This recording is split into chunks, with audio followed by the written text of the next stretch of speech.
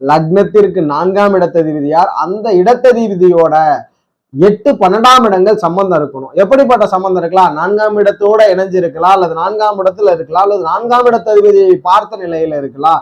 இந்நிலையில் இருக்கும் பொழுது எப்பொழுது 8, 12ஆம் இடம் தொடர்பு கொண்ட தசா வருதோ அந்த நிலையில நீங்க கண்டிப்பா எஜுகேஷன் வெளிநாட்டுல தான் படிப்பீங்க.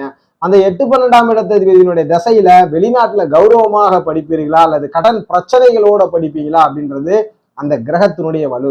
எப்பொழுதுமே கிரகம் எப்படி வலுவா இருக்கணும்னா 4ஆம் இடத்திற்கு ஃபேவரான தசை நடக்கும். காரக கிரகம் முரண்பட்டு தசை நடக்கக்கூடாது. அப்படி நடந்துருச்சு, அந்த கிரகம் 4, 8, 12ஓட தொடர்பு கொண்டுச்சுன்னா ஸ்ட்ரகிளோட படிப்பீங்க. உங்களோட எஜுகேஷன் வெளிநாடுகள்ல நிறைய சிரமத்தோட இருக்கும்.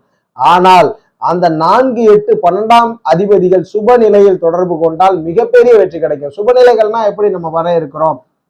ஒளியின் அடிப்படையில நம்ம வரையறுக்கிறோம். அந்த ஒளியின் அடிப்படையில